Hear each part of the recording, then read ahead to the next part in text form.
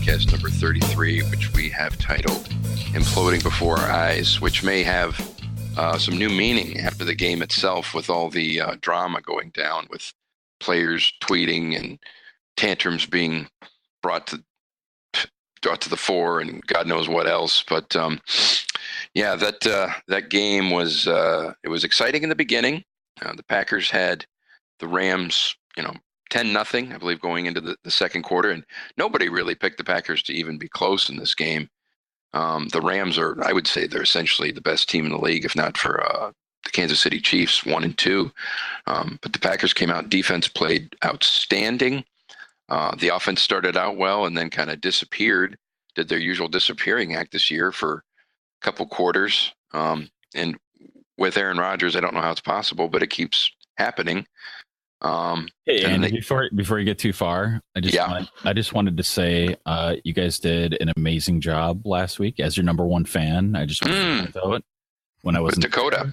You guys were Dakota was great. You guys were amazing. So excellent. Just before you get too deep into it, I just wanted to thank you guys for just. No worries. And actually, I'm going to be sending him out a shirt and a sticker because obviously he deserves that. So I need to get that out in the mail. Just reminded me of that to get that out. But that's a good point. I'm a Dakota fan.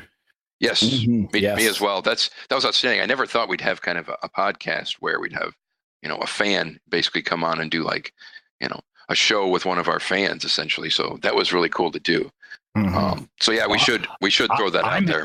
I'm his fan, just for the record. Yeah. So. Me as well, and we gave you the boot. If we had to pick one guy to get out of the podcast, it'd be Elliot. It'd be Elliot. Yeah, no doubt. Yeah, exactly. No doubt. So that reminds me. I think you have. With that, I'm going to mute. Yeah, nice. That reminds me, though. I think you have a shirt and a sticker, and so I want you to give that back to me, and I'm going to give that to Dakota. Oh, I'm such an ass. Fair enough. Got him.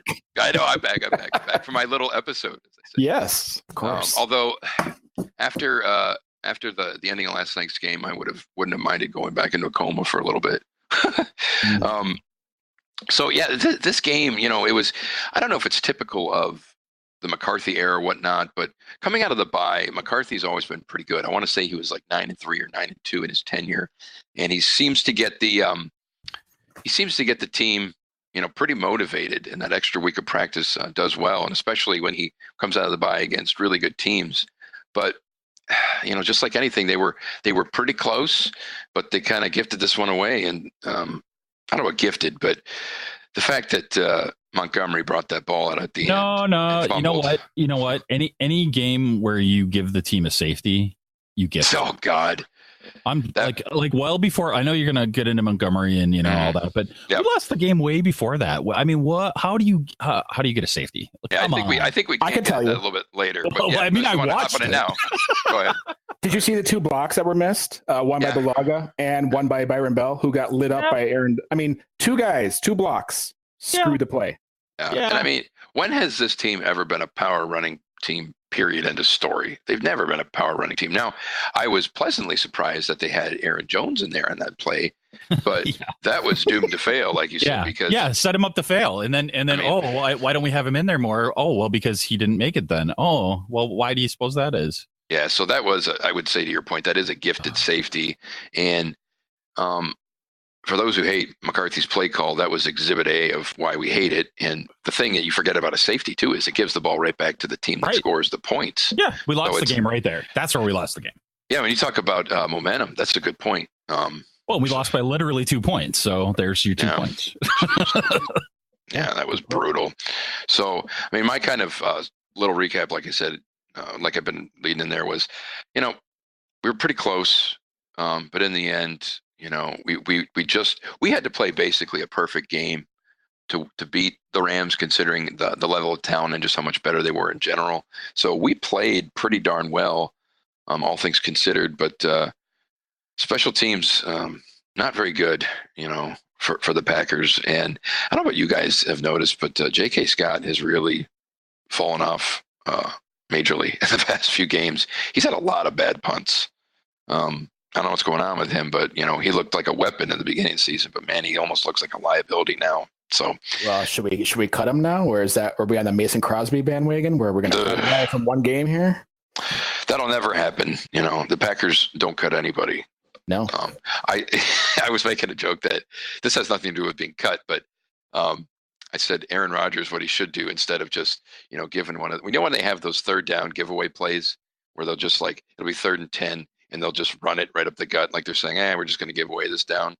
I said, what Rodgers should do, and maybe this would get him cut, is fall back, do like a 7-step drop, and then just throw a dart right at McCarthy's head on the sideline. I mean, how many times have we seen, we'll say around 3rd and 10 or 3rd and long, and they literally run a give up play. They did it a couple times yesterday, and with Aaron Rodgers, it's an atrocity to ever run any kind of give up type of thing with a player like that. But I don't know. They're and then after the game, all this stuff that's coming out about Montgomery throwing a tantrum on the sideline, and Clinton Dix talking about being traded and this, that, or the other. There seems to be something going on behind the scenes. Aaron Rodgers threw another kind of passive aggressive shot at McCarthy after the game too, about 2-minute play calling, and I just right now it just seems like it's an iceberg. On the surface we're seeing some of the stuff, but beneath it just seems so much more not good underneath. But I don't know. What do you got? The ship is taking on a little bit of water, but it's not sinking quite yet. I mean, after the game, I was more disappointed after the game, honestly, than I was during the game, because we played relatively well. But yeah. I'm not going to take any, solace from, we played a really good game. No, I mean, we still lost the game. In the end, Ty Montgomery made a really bad decision in the end. There were other plays that cost us the game as well. But I mean, a lot of it wasn't our own fault. I mean, we only had 2 penalties the whole game. I mean, we gave up 3 sacks against a really good defense, or 4 sacks, excuse me, which is not too bad considering. But we were right into it. It's I don't know. I'm literally speechless, because I come out. We come out and Aaron Jones 13 yards, Aaron Jones 7 yards, Aaron Jones 8 yards, and then all of a sudden, no Aaron Jones. I'm like, wait a second. We are just gashing them right off the middle, off the tackle. We can run anywhere we want against this team right now. Make them stop us. I mean, running the ball is the easiest form of yardage you're going to get, because all on this offense, I'll tell you what, in this offense, running the ball is the easiest way you're going to get yardage. It is painful. Sorry to interrupt you, but it is painful to watch this offense at times try and just get easy yardage, even with short passing. It is just absolutely painful. Right. But the thing right now that's painful is this team relies too heavily on Aaron to step back, 3, 4, 5-step drop or whatever, survey the defense and find an open receiver.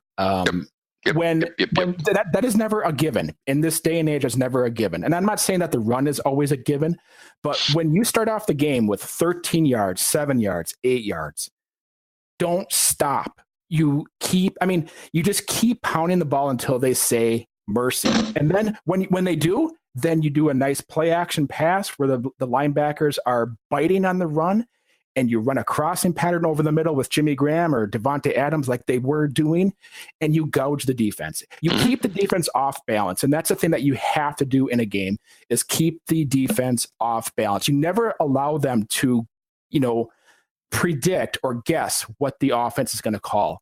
So in that first few series, we were doing an excellent job of that. I mean, we had good play. We got good, mixed ratio of pass to run.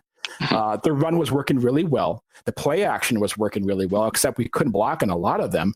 But we were setting this game up right from the get-go to where we were going to have this defense on their heels the whole game. And we kind of let the pedal or the gas off the pedal. And it allowed the Rams back into it, So that's something that you cannot do against a 7-0 team. You cannot. You always just keep on pounding. You keep like if you're sitting there at the punching bag, you keep punching until you can't punch no more. And the Packers just do about 3 or 4 punches, and then they give up. They take a breather. And this game was also a tale of 2 halves. I mean, we've played a pretty good first half, came out in the second half, and like I think we were talking about before, Elliot, with the safety, it kind of brought a momentum swing. And then they got a touchdown before halftime, and it was 10-8 at half. And then they came out in the second half, and we were down by 10 points, just like that. So it's a game of momentum. It's a game of swings, and we're a tale of two halves. That's our motto, honestly. Yeah, this the defense looked, outstanding. Jair Alexander, holy cow! How good of a game did he have? I think he had 5 passes defensed. Right. Right. He looks like the real deal. HaHa showed up and did his HaHa self. But, one thing I was thinking towards the latter end of the game was, the defense started to get gassed. And I'm going, why the defense is starting to get gassed? Because the offense is going 3 and out the last 4 drives.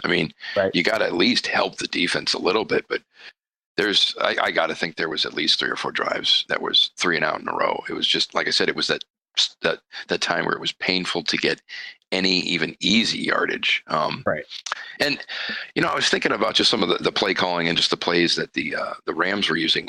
And I may not have the name of this play correct, but the play where they basically do the toss sweep to the outside, to whether it's a wide receiver or the jet sweep. The jet sweep, I guess, is that where does that curl out of the back? I think they had 2 touchdowns off that where nobody even touched the guy. Yeah. Nobody even touched him. And I'm trying to think of the last time the Packers run a play like that. When was the last time you saw a Packer receiver over the middle? It's always on the boundary, tight end every now and then, but they're doing all these vertical routes and all this. And there's tons of receivers that I was seeing, and even plays by the Rams where they're going up the middle. Just kind of disconcerting. But that toss, that jet sweep, my God, the Packers suck at defending that. They do not hold the boundary well at all. And the Packers suck on the back 9 in the safety position. That's why the Rams are going after them. Because I sent you guys a bunch of clips and I posted on our website of Jermaine. Now, here's a thing that really concerned me. And I'm going completely off tangent here. But we start the game off, we start it in the dime defense. So the dime defense is 6 defensive backs. Josh Jackson is not out there. He plays 3 snaps the whole game. But Jermaine Whitehead plays almost 70 snaps. So why you put your best 11 guys out there? If you're playing the dime, you're essentially saying that your 6 best defensive backs are out there. So we're saying that Jermaine Whitehead is your 6th best defensive back or your 5th best defensive back over Josh Jackson. Are you flipping kidding me? That concerned me. It really concerned me. And I if I had Pet in here right now, I would ask him that. What was your idea of putting Whitehead out there instead of Josh Jackson? That just doesn't even make any sense to me. And if he wants to say, well, you know what, he's a cornerback and he's not a safety, well, bullshit, because Micah Hyde did that. Micah Hyde played both areas. He played in the back. He played up front. He played in the slot. He played all over the place. So I'll call bullshit on that we don't have the guys to do it. We do, but in the end, I cannot understand how Josh Jackson plays. I think it's 3 or 4 snaps in the whole fucking game. Sorry, but watch your goddamn mouth. I got to put an explicit tag on this. Nice. Yeah, really. Not. Yeah. Fire me from the show, but guess who has to deal with that stuff? But at least you got a clean show, right? We don't have any accountability, so we can swear all we want. I'm just kidding. I always mark them as explicit anyway, just in case. Nice. You know what, though? I was petting the defense, like I said, in the first half and even a little bit in the second half. They were I couldn't believe how many sacks they were getting on Goff. They're getting a lot of pressure, but even Kyler Fackrell, my boy, got a sack again. Mm-hmm. And Kenny Clark looks like the real deal. Looks pretty darn good. Kenny Clark and Mike Daniels probably had the best games of the season thus far. Those two were so active. They were in the backfield. And in fact, on the last play of the game, when we had the opportunity to stop them and force them to kick a field goal and maybe get the ball back with some time left, the last 2 guys that were there to meet Gurley were Mike Daniels and Kenny Clark. Yeah. So those guys were just balls out the whole game. Yeah. And the problem with that, though, is that Daniels played 76% of the snaps and Clark played over 80% of the snaps. And in that weather, in a 16-game season, that's going to wear on them. So, they really need to improve the depth there on the defensive line and give Clark a little bit of a breather here and there, because playing 80% of the snaps every single game, he's going to wear down. Yeah. There were a couple plays too. There might have even been a 4th down play, but the thing that worries me too is, Rodgers, I've said, is on record is I don't think he's playing all that well. But I mean, and I think he would say that too. Now, how much is that a combination of, his hurt knee, himself just missing guys, not practicing, but also when the ball is snapped, the amount of pressure that gets on him without blitzing right away is very disturbing. I would say on 50% of the snaps on offense, when he snaps the ball, they're all over him within like a second. I mean, that is disturbing. And there was one, it might have been fourth down, but they took the snap, and Davante Adams was wide up. Might have been a touchdown. It was up the right side. And before Rodgers could even look over to that area, somebody like let Aaron Donald basically go through the line with unblocked. And it's like, Jesus Christ, how is that possible? They have got to start, either have to shore up the line better, but he's under pressure immediately, almost every other drop back. And the best quarterback in the world can't do much with that. And how much is his knee hurting? I'd like to know that. How much does it really hurt? They put him full of a bunch of painkillers, and he's going out there. He's got a pretty big brace. He's not practicing. He was practicing this week a little bit, I think, more. But I mean, how much pain is that really there? We don't know. I mean, we as a fan don't know. We don't know, but we can see it out there that, in certain games, it's obvious that he's in pain, and there's certain games where it's not. But the problem that I have with it is these defenses, like the Rams, who have a very good defensive line, there's only one way to beat them. You can't just solely contain them. You have to kind of keep them off balance. And what I mean by that is, not make it so predictable, because when you do some misdirection, right? When you pass on first down and you throw an incomplete, it makes it 2nd and 10. Now, the odds are that most offenses are going to pass the ball over 75% of the time on 2nd and 10. So what does the defense have to do? All they have to do is just pin their ears back and come after Rodgers. So, you can slow a good pass rush by mixing in a good running game. I mean, even on Jones's 30-yard touchdown, that was a beautiful delayed handoff where it brought the defensive line into the backfield, and then they hand the ball off, and then he's going to man, he showed some gears there too, didn't he? He's fast. Right. So Mike McCarthy could really help Rodgers in that ability of being able to mix in the run a lot more than what they have, because running 19 times yesterday just it's asinine. No reason that you can't even get to 30 carries yesterday. So that would help Rodgers. That would help the pass rush kind of, because as a pass rusher, if you know that all you have to do is rush a passer, you're waiting for the snap and you're going full bore. And if you're Aaron Donald, my God. Right. And when you're not expecting a pass, you have to look into the backfield before you start coming. So, you're not going 100%. You're kind of going maybe 70%, and you're kind of reading what the offense is telling you. And then you decide what you're going to do. So, and a good running game will do that. It'll keep the defense guessing. It'll keep them off balance.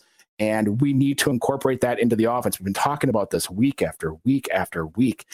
It has to finally hit home here, where we're actually balancing it out and making, a lot easier on Rodgers. And he takes a lot of hits because of the fact he does. That they are not, number one, the line is not protecting as well as they have in the past. And number two, the play calling is very predictable for defenses, because when it's 2nd and 3rd and long, I mean, what are you going to do? You're going to pass the ball. So it gives the defense nothing to think about. If it's 3rd and 3, man, you got the defense on their toes, and they don't know what's going to come, because all you do is convert 3 yards instead of 10 or 15 or whatever it may be. So the down and distance thing really concerns me. And we started the game off really well there. We were starting off, 2nd and 2, 3rd and 1, and we're very manageable down and distances. And that is part of the game plan that McCarthy needs to embrace, that, he has to keep them in shorter down and distances. And I tell you what, if we do that, Aaron Rodgers and play action will be phenomenal. We're going to have more touchdowns going down the field like we did to Marquez Valdes-Scantling. That was beautiful. It was beautiful because the jam, you saw the defensive back put his hands on him, and Scantling went around him, and the guy completely whiffed. It was beautiful. He's a big boy. I didn't realize how big Scantling is. He's like 6'5", isn't he? Maybe even taller. Yeah, 6'4", I think, or something like that. Okay, he's big boy, so he looks very promising. Actually, the play I remembered, where Rodgers got like smacked right away. I think it was fourth down. Do you remember the play? It was on fourth down, I think, and they were at the goal line, and they did that bunch stack formation on the right side. Do you know what I'm talking about? Yeah. I remember yelling at the TV. I was like, "Holy shit! Look at that! They're doing the bunch stack formation," and I thought for sure something was going to come out of that. But 1 second after the snap, he was sacked. He didn't even have time to see that progression go out to unfold because they had him sacked so fast. Yeah. Are they going to have to start bringing in more guys to block? I don't know. I mean, our boy Montgomery, I did see one where he was supposed to block and he biffed pretty bad. So when you're seeing stuff like that, not helping. Yep. And Marcedes, I think we talked about this many times before, but Marcedes Lewis is probably one of the best blocking tight ends in the game. And I think he played like 10 snaps yesterday. So, could he help on the blocking end of it? You bet he could. But Jimmy Graham, what did he do yesterday? Not much. I think he had a couple catches, but yeah. They're keying. I mean, once they get in the red zone, they're keying on him, and who else is going to beat him? I mean, right. I would say the best offensive player outside of Rodgers right now, and maybe Aaron Jones, is Davante Adams. He's whooping people. He looks damn good. He looks like a top 5 receiver, maybe. And he beat an all-pro cornerback in Marcus Peters yesterday on many plays, a 48-yard reception and a 41-yard reception, and he just beat him flat out. Yeah, he is really smooth and quick. He's not the fastest guy speed-wise, but he is smooth and he's quick. He kind of reminds me of Greg Jennings. Reminds me of Greg Jennings. And we were a lot of fans were so hard on him in the earlier. Oh, I was. Remember what I called him? And I was too. Jag. Right, but now the game slowed down for him. He's seeing the game so it's just coming natural to him right now. The natural ability is just coming out, and we're seeing the true Davante Adams that when he was at Fresno State was catching over 100 and some balls a year. So. What round draft pick was he? Second. Okay. And it was a few years ago. 3 years ago, I want to say? 13 or 14. Whoa, really? Okay. 13 or 14. Okay, wow. Okay. Yeah. So do we want to get into all the drama now? Yeah. So we're at the point where we ask for McCarthy to be replaced, right? He's a highly successful coach. So he has one more win than the Browns coach, and the Browns just Hugh Jackson, they shit canned him. Yep. Yeah, but that was more of an internal issue. Oh, okay. So it has nothing to do with on the performance. Oh, I'm sure it did, Elliot. But I don't know if you're aware of Todd Haley, the offensive coordinator that they fired with Jackson today. He's a heated, emotional, kind of a jackass. I mean, he was when he was the coach of Kansas City. So the rumor is that there were a lot of rumblings inside the locker room that Haley didn't agree with Jackson's philosophy. And remember, Jackson was an offensive coordinator when he was with Cincinnati and with Oakland. So he has an offensive background. And these two just clashed all the day, every day, So was it unhealthy? Yes. Did they figure out that it wasn't going to get any better? Yes. So they just cleaned the house at the top and started over. And I couldn't disagree at all with that because when it affects the team and when it affects the locker room and what's happening on the field, you have to make a change. Did I just say that? Because now you did. Packers need to make a change. So, right? I mean, we have our own drama, so I'm not seeing the distinction here. Good point. Yeah. No, the distinction for me is nothing. I mean, I've got nothing. Honestly, don't. I mean, the problems that happened with this game is you have players coming out now and they're all, a lot of them were talking about Ty Montgomery, but even Davante Adams pretty much said, you know what? He made a stupid play and we can't forget that, So at least he was the only one that came out in the media and said something and put his name to it, where there's a bunch of reported unknown players that came out and said a lot of things about Davante Adams, Montgomery. And I'm trying to find that here. Like I said, the thing with Montgomery, number one, I just don't think he's a very good player. And he's just not that good. And they're trying to make him something he's not. I think the Packers view him as some kind of poor man's Darren Sproles, but he's not even a poor man's Darren Sproles. He's a notch beneath that. So in a way, Montgomery himself is being set up to fail, but and he has said that he said that he is being set up to fail because he doesn't know what his part in this offense is. He came out today and had a very vocal press conference, and he basically said he doesn't know where he stands here. He doesn't know what his role is, and that's concerning to me because now, as a head coach or an offensive coordinator, in this case, it's got to be Mike McCarthy because he's calling the plays. You have to bring him into the office and you have to talk to him and you have to sit him down and say, this is what your role is. The game has been getting out of our hands a little bit here and there. So, and we got 3 really good running backs that we want to get on the field. You know what I bet happened? Maybe I'm just speculating, but Aaron Jones really, what's the word I'm looking for? He had his his coming out party, for lack of a better term. And I think that put Montgomery on notice, if you will. So he had to self-sabotage? I don't know. I mean, on any other team, Montgomery would be a backup. Let's put it that way. At best, he'd be a backup. He'd be depth. He would not be a starter. I don't know why he's ever on the field. When is he ever the best choice to put on the field for any position that they try to put him into? Not with Aaron Jones, Jamal Williams in the roster. And what round draft pick was Montgomery? Third. Third. Okay. I've always wondered, is there favoritism with draft picks in some regard? There has to be on some level. But then you look at a guy like Josh Jones that they drafted, second round last year? Mm-hmm. That boy hasn't sniffed the field at all. Nope. So, I mean, nothing. But on some of these guys, I mean, who the hell knows? I mean, who the hell knows what, Gutekunst, what his kind of modus operandi is and whatnot. I mean, I don't know. It's weird. Yeah, I mean, I don't know if everybody heard about what happened, but basically Mike Silver, who's a NFL.com reporter, was on the sidelines, on the Packers sidelines when this all happened, when Montgomery took the kickoff and fumbled it. He was there to report everything, and he's the one that first came out with the story. And he didn't say who. He kept them rather anonymous, but basically he overheard somebody, an anonymous Packer, saying, quote, they took him out of the previous drive for a play and he slammed his helmet and threw a fit. Then they told him to take a knee and he ran it out anyway. You know what that was? That was him saying, I'm going to do me. It's a fucking joke. I mean, what the fuck are we doing? We've got Aaron Rodgers, the best I've ever seen, and you're going to take that risk? I mean, it's 12. All you got to do is give him the ball and you know what's going to happen. So. Yeah. Well, the Rams thought that's what was going to happen. No doubt. Everybody knew that we had a 50-50 shot of winning that game. Yep. The way Rodgers has been playing in the fourth quarter, I almost looked at it as if he gets the ball, I'd say it's a better than 50-50 shot, but I hear you. Yeah. Right. Well, I mean, we still could have fumbled. I mean, mistakes happen, right?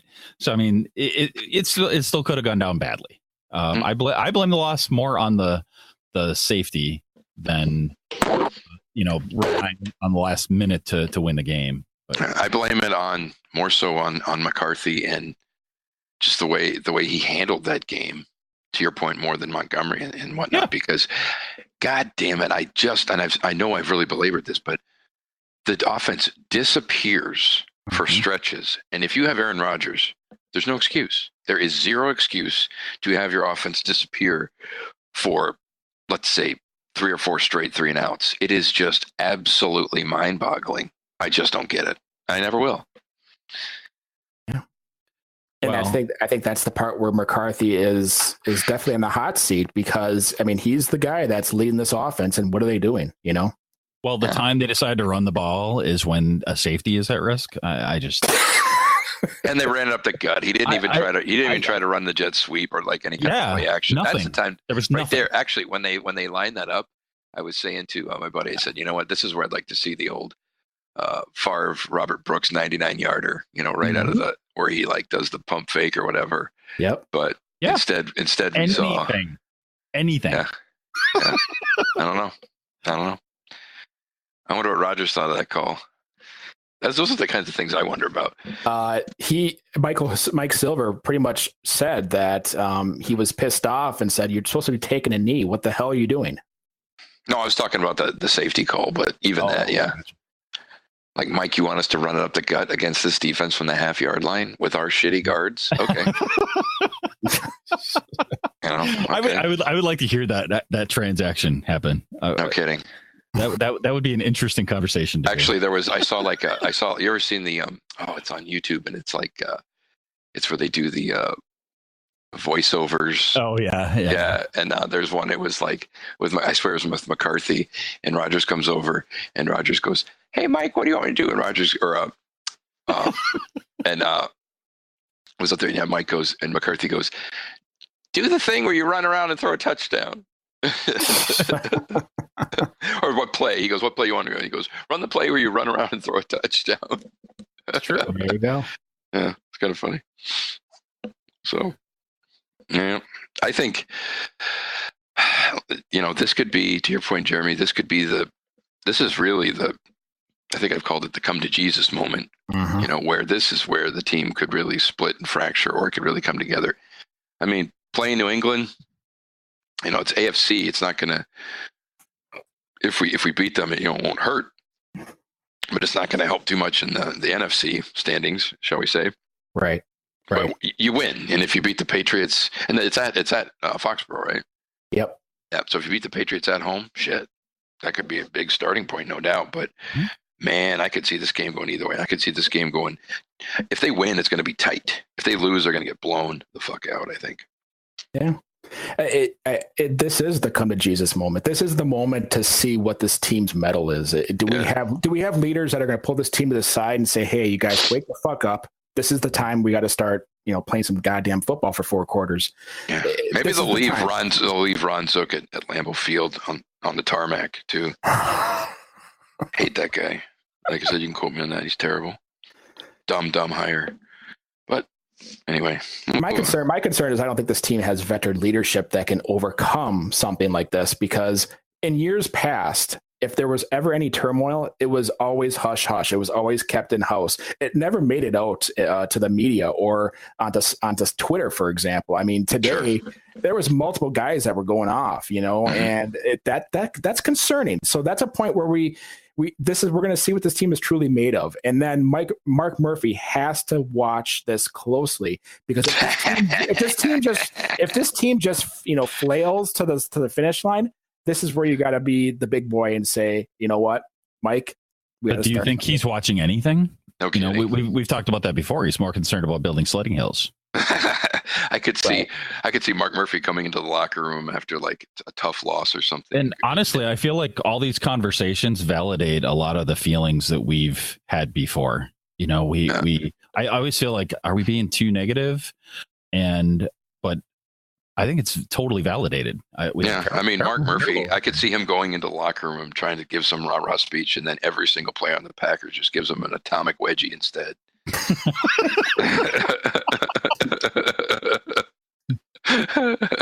That guy has the charisma of a brick. I'm being pretty negative today, I know, but Murphy is just, I don't know. Was that Bob Harlan who hired Murphy? Yep. Harlan, I love Harlan, but my goodness, that was no slam dunk. That was a brick. So, yeah, remember the quadrilateral authority. Don't forget that super sound structure of reporting. Mm-hmm. Yep. So is that all we got? I think so. I don't know what else there is to talk about. I don't feel like I have the energy to try to dissect what we think about the game next week.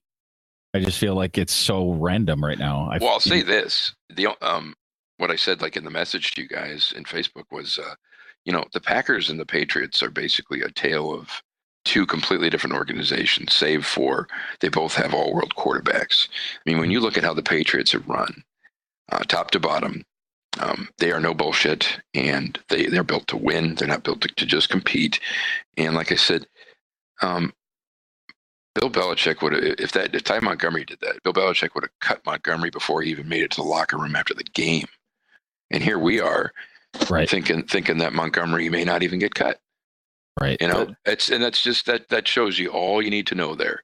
The only commonality between the regimes is that they both have all-world quarterbacks, New England and the Packers. Everything else is basically, I won't say polar opposite, but very, very different.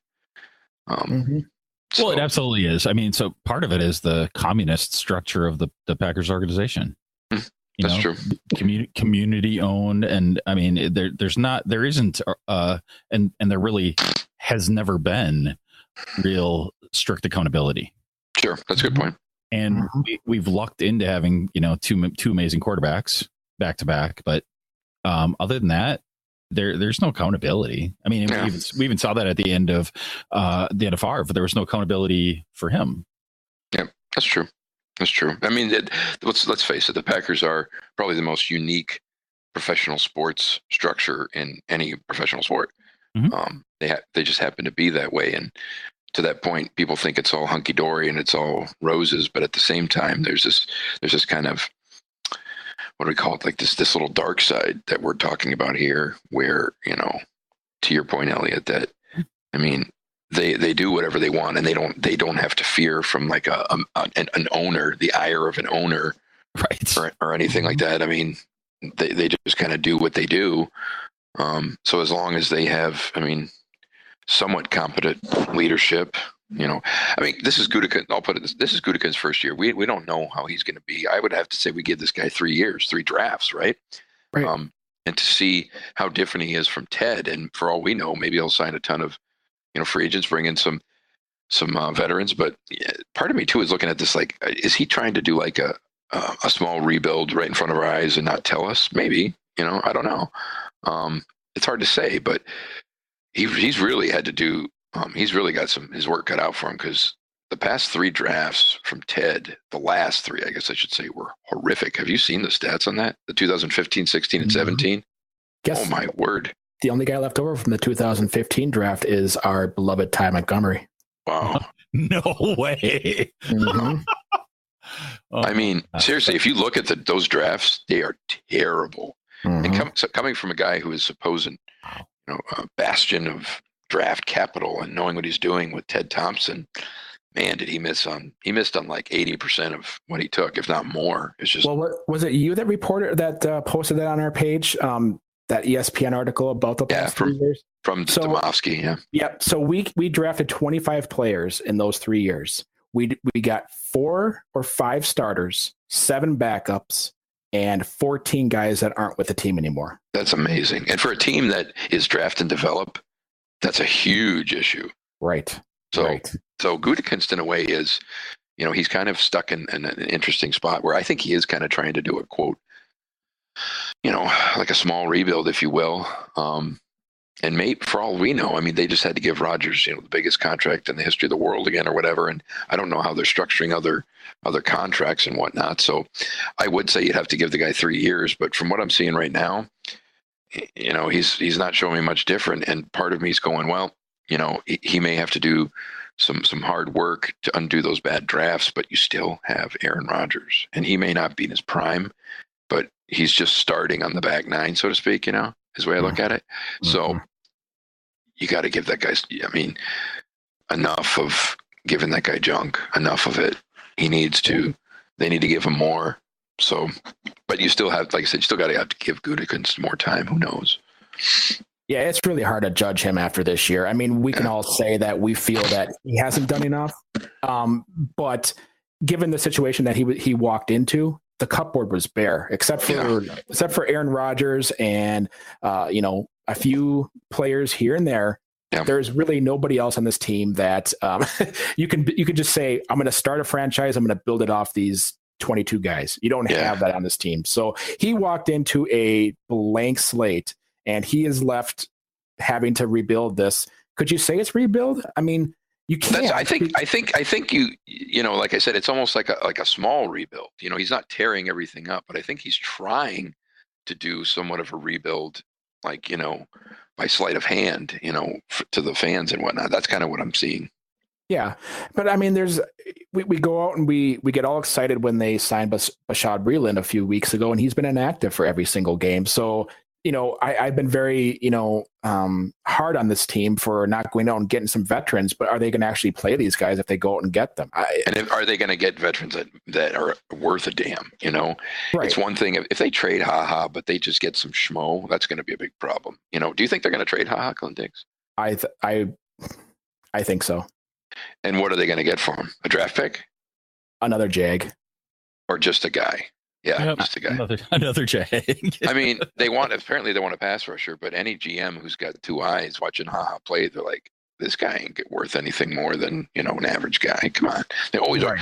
It's Pro Football Focus or whatever has got him like a top 5 safety. I'm like, you guys are bullshit. What are you watching? Oh, he's tied for the league in interceptions. I'm like, what about the other 90% of the plays where he doesn't know his ass from a hole in the wall? I mean, it's brutal. So that's why I say, he's not. Stats can lie, is what I'm saying. Yes, they can. You even showed some breakdown, Jeremy, where he was like, he's given up some touchdowns where he is like, he looks like he's in a different stratosphere, like he's playing a different sport. The first touchdown that the Rams scored yesterday, it was on the 2-yard line, and they had a 4 receiver set. They had 2 on the left, 2 on the right, and HaHa Clinton Dix is standing 4 yards in the end zone.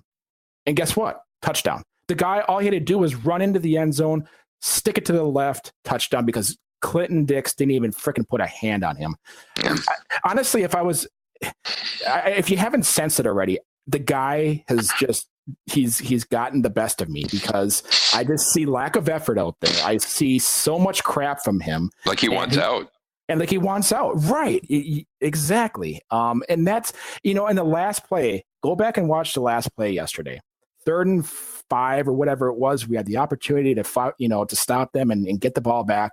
And he is just lollygagging the back 9, and then, game's done. And if he would have actually made a hard attempt at the running back, we could be sitting here talking about a whole new game. So he's a freaking clueless jerk, and going on social media right now and talking about, we'll see what happens in the next 24 hours. I don't know where I'm going to be talking from. And, I watched him on Twitter today, and the one post where he had a picture of himself looking all ghetto-fied. And I'm like, dude, you're not even a goat. So don't even go there. Yeah. This is my point, HaHa Clinton Dix, to freaking get your head out of your ass and play some goddamn football. Okay? Thank you. Now we're talking. This is like professional wrestling. I have no tolerance for guys that don't give 100%, and he does not give 100%. I agree with that. And if you also talk about, you talk about this minor rebuild that I'm kind of seeing here. You look at look at the defensive line and the front. We'll call it the front 7 or whatever. Clay Matthews, well past his prime. Like I said, I could see him being a Raider next year easily. Nick Perry, that was a like a panic extension that they gave him. His stats are pretty damn bad.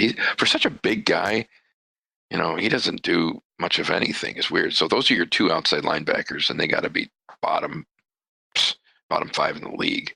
Now the defensive line, you got Kenny Clark and you got Mike Daniels, pretty darn good. I don't know. I mean, Kenny Clark is probably moving to all pro.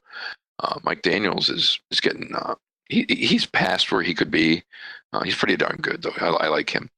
And then who else am I thinking of? I think you're a little rough on the defense, but to the point that Jeremy was saying about not giving 100%, I feel like there is, there's a skill problem where, we might not have the greatest players, but there's definitely an intensity problem. Yeah. Yes. And they looked pretty intense yet the other day though. But that's what I was going to say. I feel like the defense was at least 80%. Like almost the entire game, really. Yeah. No, they played outstanding yesterday. But the offense was, I don't know, like 40%, maybe 30%. When this team has not put together a complete game. I mean, not even close. And a lot of that, a lot of that is the scheme or the running when you should pass and passing when you should run. But still, it just it feels like it feels like there's multiple things wrong not just. And I know, to your point, Elliot, I know I'm hard on the defense, but when I look at, like, if you're a 3-4 defense, you look at your outside linebackers. Does any team fear Nick Perry or Clay Matthews? I guess I'd have to look at the numbers, because I feel like they're average. Like you're saying, bottom five. That's a problem, though. I would bet they're not bottom five. But that's a problem when they're one of the top paid players on their team. Yeah, I mean, Matthews is over 12 million. Perry's is over 12 million. So you're paying guys top dollar for mediocre productivity. He's right. Yes. I mean, you got the money they're getting is not equating to that, and that's hurting other players and other places you could give that money to. And I mean, right. I've been saying about Matthews. I mean, Matthews was that's only twice as much as Crosby, though. Oh, Jesus.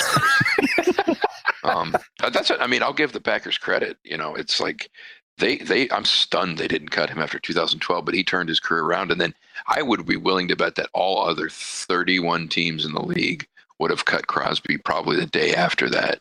No kidding. I don't think any team would have kept him after that 0-for-5 performance against Detroit. I really don't think any team would have kept him. And he's been solid, but like that's what the paychecks for too. So that's true. And but the Packers, they do not cut draft picks. Yeah. They don't do it. Yeah. Who is the last? We'll call it the last draft pick of substance. Not like a 7th round, fringe guy, but like we'll say like a top 5 draft pick that they cut. Vince Spiegel. That's right. What a dumb pick, Ted. Well, he's out. Isn't he out of the league now? No, he's with New Orleans. But you know what? They're doing a disservice by holding on to players beyond their prime, and by no doubt. They're doing a disservice to those players, but they're definitely doing a disservice to the other players, right? Showing that we don't value excellence. Yes. You're exactly right. Exactly right. And also, you're not giving somebody else a chance. I cried to, we should cut Crosby. Okay. And replace him with who? Fair enough. But I don't know, somebody. And you got to be willing to take some of those chances. And that never happens. And I don't remember that really ever happening. No, you're right. That doesn't happen. And that's, give them some credit because, it's tough to make that decision. And then Crosby has come back, but they never make the hard choice, I guess is what we're saying. Mm-hmm. Yeah. And it's starting to really bite them in the ass now. It is. Yeah, it has. And it will continue to do that unless Gut actually is given more authority to say, you know what, I want more personnel authority and I want the ability to cut guys if I feel like they're not helping this team out. Yeah, and if he doesn't have that authority, good. I mean, if he really doesn't. What the hell is the point? Yeah, exactly. Yikes. So I look at the schedule, and a win this week would have just even if we eked it out by 2 points, but we lose by 2 points instead. It would have felt great, even just backing into it. But the way things are, I don't know. I don't necessarily see 5 wins on the schedule. I don't either. Total. I mean, 5 more. I mean, so 8 wins total. I agree with that. I mean, but even 8 wins could put us in the contention to win the North. No doubt. But that fine. Yeah. I mean, this 5-game stretch, 1-4 entirely is very easy possibility. This game, I mean, I don't want to say they completely let it slip through the grasp because the Rams are basically the best team in the league, but they had a damn good chance to win it. So This one they did kind of give away in a way. So getting this one would easily drop the next 4. Yes. And then you're talking 0-5. And then, the Cardinals, the Falcons, I mean, we should beat the Cardinals, but I mean, whatever. Who knows? Yeah, we should. I mean, remember the 49ers, we should have creamed them. And man, they were beating us until more Aaron Rodgers last minute magic. Yeah. Yep. So I don't know. Yeah. I still stand by I mean, we're just we're an average team in a below average division. I mean, I agree. Terrible. So I don't know how you end this fiasco. Sad trombone. right. Oh, that's pretty good. I was gonna go dig one out, but that was pretty good. No, I mean there are some not a ton, but some shining spots. Jair Alexander, like I said, he played out of his freaking mind. He looks really good. Devontae Adams looks like the real deal. Aaron Jones looks. So there are some diamonds. Sure, but we have to accentuate the positives and eliminate the negatives. No doubt. And I don't see that happening. So I'm really worried about even pulling out 5 wins. That's going to be tough. I agree. So I know I always try to end with a Go Pack Go, but I feel like it's a very like sad Go Pack. Trombone.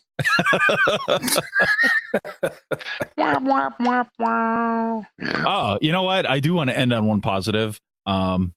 It looked like Packer fans outnumbered Rams fans. Oh my God, you're right. That was pretty crazy. I don't even know. I maybe there are multiple Rams jerseys that they just blended in, but it looked easily 2-1.